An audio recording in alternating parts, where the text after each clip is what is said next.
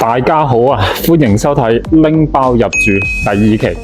今日呢一間咧係4房嘅125方，拎包就可以入住啦。走，我哋而家上去睇一睇。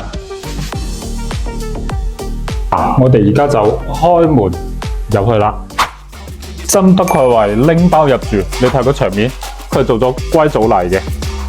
入門口嘅呢個鞋櫃整好噶啦，嗱，打開俾大家睇一睇，入邊可以放到好多嘢噶。上面呢盞燈咧係重新再換過嘅。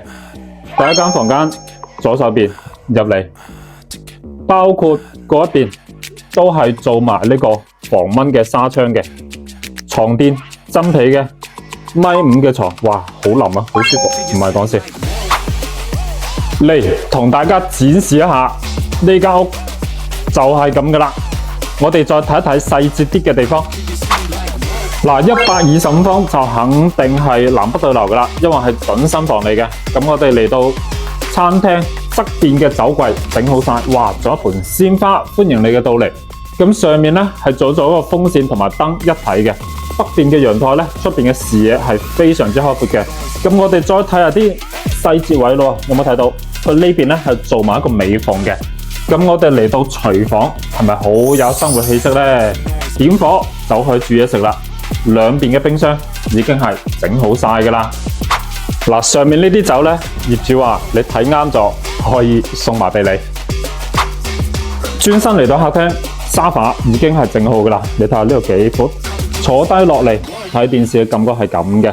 65寸電視，開間4米度，上面整埋一個大嘅吊燈，係3層嘅，但係層高係夠，所以咧亦都唔會感覺太壓抑。陽台呢一邊，兩邊嘅牆佢抌咗些少，跟住褪翻出去呢一塊，佢做咗個封窗嘅落地玻璃，仲有呢度做埋防蚊嘅紗窗，你睇冇塵嘅，所以啱啱地先裝嘅啫。呢度再放翻一棵綠植，放翻啲植物架，哇，係咪好正呢？就好似呢個業主話齋大就做甲醛，其他嘢全部留翻做俾你。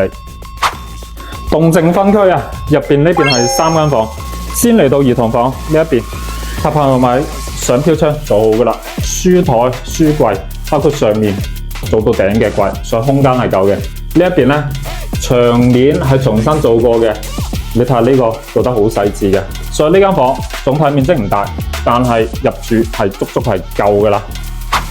呢間咧就個女間房嚟嘅，所以你見到咧床頭櫃咧係有啲粉嫩嘅。床頭係真皮嘅，床墊整好啦，個櫃都已經搞掂埋噶啦，所以而家仲爭幾件衫就可以拎包入住噶啦，真係好方便啊！嗱，我哋嚟到主人房，如果你話呢間主人房嘅面積大細咧，我哋係好常見嘅，但係你有冇注意呢啲細節位？佢係重新整過噶，包括呢啲吊頂，包括呢啲燈，仲有一個細節位，個飄窗上面佢係整埋個坐墊啊，所以你坐喺飄窗上面咧一樣好舒服嘅，床頭一樣係啦。真皮嘅，包括床背嘅呢一塊牆係重新油過嘅，仲有對面嘅呢一塊牆係整好晒硅藻泥嘅，再加上呢啲櫃係全新重新再整過嘅，上面嘅燈包括周圍嘅燈嘅氛圍感非常之好，再加上咧呢邊係有個洗手間嘅，所以平時生活起居都係好方便嘅。嗱，呢間屋咧就係咁嘅情況啦。如果係你想要資料嘅，喺評論區就可以揾到我噶啦。我係清遠房中醫。